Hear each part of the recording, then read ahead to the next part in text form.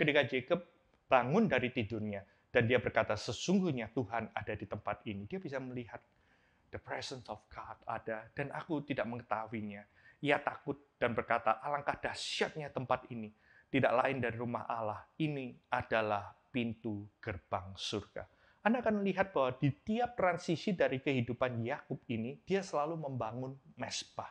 Karena setiap jalan, setiap langkah, dia tahu bahwa apapun yang terjadi, dia ingin mempersembahkan sesuatu. Dan dia mengatakan, tempat ini dahsyat. Ini adalah pintu gerbang surga. Keesokan harinya, pagi-pagi Yakub mengambil batu yang dipakainya sebagai alas kepala, dan dia mendirikan itu sebagai tugu, dan menuang, mengurapi sebagai minyak ke atasnya. Dan dia menamai tempat itu Betel. Dahulu nama kota itu adalah Luz. Jadi dia menamai tempat itu Betel, dan bernasarlah Yakub, jika Allah akan menyertai dan akan melindungi aku di jalan yang kutempuh ini, memberikan kepadaku roti untuk dimakan dan pakaian untuk dipakai, sehingga aku selamat kembali ke rumah ayahku, maka Tuhan akan menjadi Allahku. Dia bernasar. Dan batu yang kudirikan sebagai tugu ini akan menjadi rumah Allah. Dari segala sesuatu yang kau berikan padaku akan selalu kupersembahkan 1/10 kepadamu. Dia mulai memberikan perpuluhan pada aku. Dan kita bisa melihat di sini, dalam transisi yang pertama, perjalanan dari Yerusalem, dari Beersheba, dia mau ke Haran, dia singgah di tempat yang namanya Bethel. Dan apa arti kata nama Bethel itu? Bethel is the house of God. Dalam keadaannya dia lari dari kehidupannya, dia berjumpa kembali dengan rumah Tuhan, kembali ke Bethel. Dan kemudian perjalanannya berlanjut lagi, dia yang tadinya dari penipu, dia lari, kemudian dia pergi ke Haran. Dari Bethel, dia pergi ke Haran, dan disitulah dia bertemu dengan pamannya yang namanya adalah Laban. Jadi di transisi yang kedua ini dalam kehidupannya, dia ada di Haran. Dan dia berjumpa dengan Laban. Dan tahukah Anda, Jacob ini artinya deceiver. Dia itu adalah artinya penipu. Tapi Laban itu adalah selfish man. Dia adalah orang yang penuh dengan self-centered. Dan Anda bisa melihat bahwa orang dua ini punya interaksi yang sangat unik. Yakub seorang penipu, dia memanipulasi, tapi Laban dia nggak mau ambil kesempatan sia-sia. Dia memaksimalkan dengan keegoisannya. Dia memaksimalkan Yakub untuk keuntungannya diri sendiri. Makanya dia memperlakukan orang lain, dia mengendalikan orang lain, dia mengontrol untuk sebuah tujuan keegoisan daripada Laban. Lihat ya, penipu ketemu dengan orang yang egois. Saksikan, selanjutnya kita lihat di sini. Nah, ini ya, kita lihat tension pertama.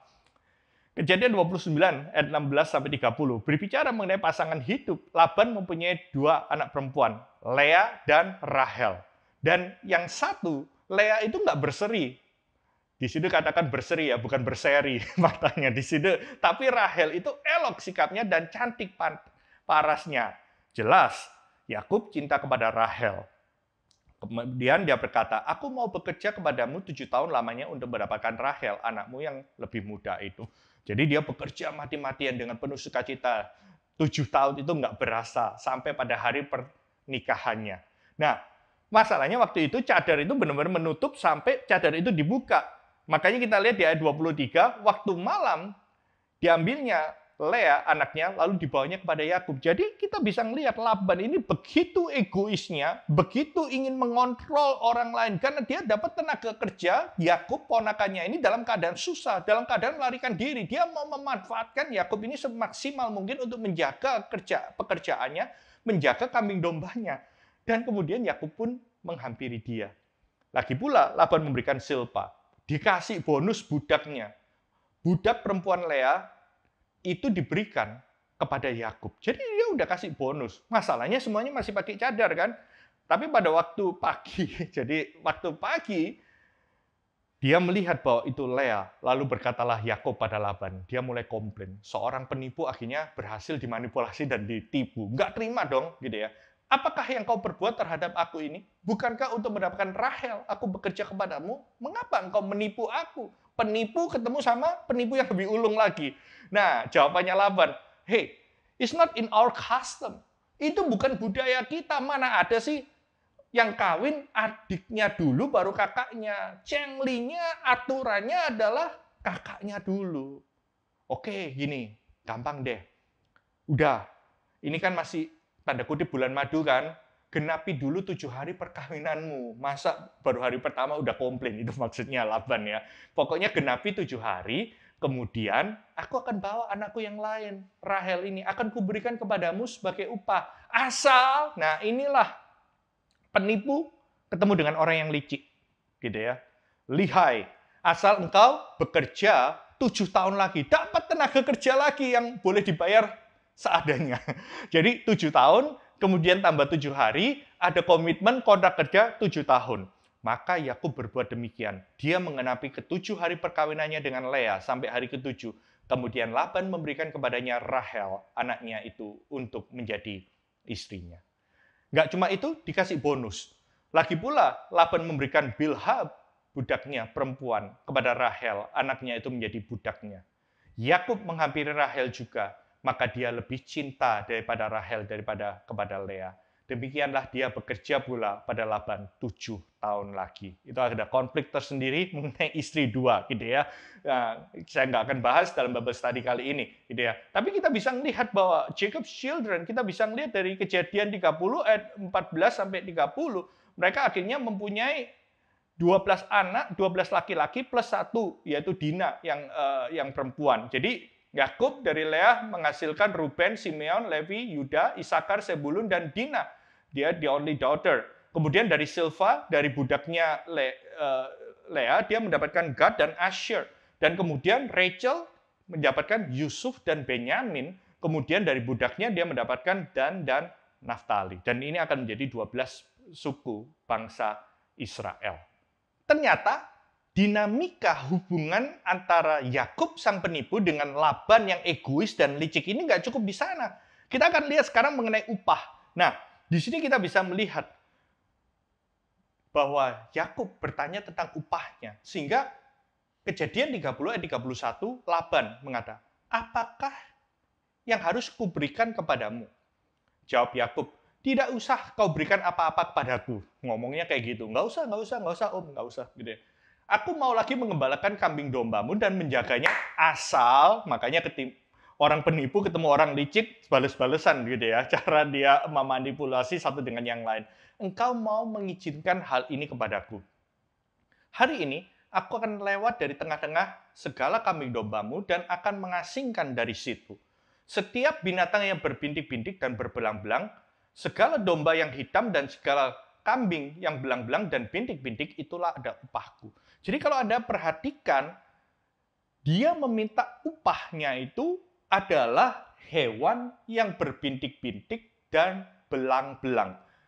Mungkin yang polos adalah milik Laban. Saya nggak tahu ceritanya gimana, tapi di situ dikatakan, dan kejujuranku akan terbukti di kemudian hari bila engkau datang memeriksa upahku. Jadi di sini segala yang tidak berbintik-bintik dan belang-belang di antara kambing-kambing dan yang tidak hitam di antara domba-domba, anggaplah itu tercuri olehku. Jadi dia melihat bahwa dia minta upahnya mungkin lebih dikit. Sehingga Laban itu, kan Laban penuh perhitungan kan. Dia perhitungannya itu tajam sekali. Dia itu licik dan dia egois dan dia bisa memanfaatkan Yakub. Dia nggak mau begitu saja memberikan upah yang besar kepada Yakub. Kemudian kata Laban, baik, jadilah seperti perkataanmu. Laban kira mungkin yang bintik-bintik nggak banyak. Tapi kita bisa melihat di sini. Di sinilah kita bisa melihat Yakub. Dia memanipulasi. Bayangkan, ternak yang lagi berkelamin, tanda kutip lagi mengerjakan sesuatu untuk menghasilkan anak gitu ya, bisa dimanipulasi. Bayangin hebatnya dari Yakub, dinamika antara Yakub dan Laban. Ayat 41, setiap kali apabila berkelamin kambing domba yang kuat, maka Yakub meletakkan dahan-dahan itu ke dalam palungan di depan mata kambing domba itu, supaya berkelamin dekat lahan-lahan itu. Dan konon dipercaya anaknya itu lahirnya either bintik-bintik atau belang-belang. Ketika berkelamin dikasih dahan itu. Makanya kita lihat ayat 42. Tetapi apabila datang kambing domba yang lemah, dia tidak meletakkan dahan-dahan itu ke dalamnya. Jadi hewan yang lemah untuk Laban dan yang kuat untuk Yakub. Wow, tadi bicara, oke, gue kalah deh. waktu masalah pasangan hidup gue kalah, dimanipulasi. Tapi sekarang gue memanipulasi soal gaji, dia nipu. Akibatnya ayat 43, maka sangatlah bertambah-tambah harta Yakub. Dan dia mempunyai banyak kambing domba, budak, perempuan, dan laki-laki, unta, dan keledai. Dan timbullah konflik baru lagi. Kejadian 31, anak-anaknya Laban, kedengaranlah kepada Yakub, anak-anak Laban berkata demikian. Jadi anak-anaknya Laban akhirnya komplain. Jadi gantian. Dia bisa melihat gitu ya, sepupunya dari Yakub, Yakub telah mengambil segala harta milik ayah kita dari harta dan dia membangun segala kenyataan kekayaannya. Lagi kelihatan kepada Yakub dari muka Laban bahwa Laban tidak lagi seperti yang sudah-sudah kepadanya. Lalu berfirmanlah Tuhan kepada Yakub, pulanglah ke negeri nenek moyangmu, kepada kaummu, dan aku akan menyertai engkau. Bayangkan ya, di tengah konflik yang terjadi, Yakub seorang penipu, dan Laban seorang yang licik. Mereka bersih tegang, mereka terjadi konflik. Sampai anak-anak mereka mempertanyakan. Namun dari konflik itu akhirnya sesuai dengan firman Tuhan yang kita baca sebelumnya. Karena terjadi konflik itu, Tuhan berbicara kepada Yakub, pulanglah. Dia journey, dia kembali lagi. Dia disuruh Tuhan untuk kembali ke tanah nenek moyangnya. Dan Tuhan mengatakan, aku akan menyertai engkau. Tepat seperti yang dikatakan sebelumnya pada waktu dia belum ke Haran. Nah, kita lihat di sini. Sebelum dia meninggalkan Haran, sebelum meninggalkan Laban, Yakub, dia settle down dengan Laban. Ayat 41, selama 20 tahun aku di rumahmu. 7 tahun dia dapat Lea, 7 tahun untuk dapat Rahel, 6 tahun dia bekerja dengan upah yang dijanjikan. Aku telah bekerja kepadamu 14 tahun lamanya untuk mendapatkan kedua anakmu, dan 6 tahun untuk mendapat ternakmu, dan engkau telah 10 kali mengubah upahku. Jadi upahnya itu memang sesuka-suka Laban ya. Seandainya Allah ayahku, Allah Abraham yang disegani oleh Ishak tidak menyertai aku, tentulah engkau sekarang membiarkan aku pergi dengan tangan hampa. Tapi kesengsaraanku dan jeripayahku telah diperhatikan Allah, dan ia telah menjatuhkan putusan tadi malam. Jadi Yakub mengatakan, aku nggak mau pulang dengan tangan kosong. Gitu ya. Yuk buat suatu perjanjian. Dia selesaikan, dia settle down the disputes ini.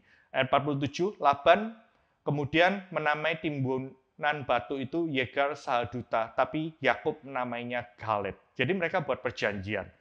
Kata Laban, timbunan batu inilah pada hari ini menjadi kesaksian antara aku dengan engkau. Itulah sebabnya timbunan itu dinamai Galed. Dan juga Mispa, sebab katanya, Tuhan kiranya berjaga-jaga antara aku dengan engkau.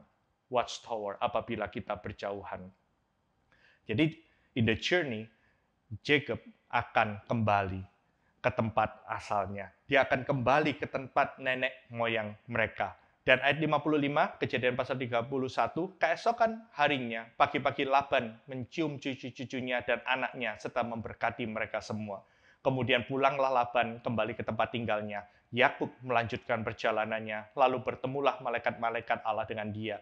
Ketika Yakub melihat mereka, berkatalah dia, ini adalah bala tentara Allah. Again and again, di tiap transisi Tuhan menyatakan dirinya kepada Yakub. Dan tempat itu dinamainya tempat itu Mahanaim, artinya kemah Tuhan atau God's camp.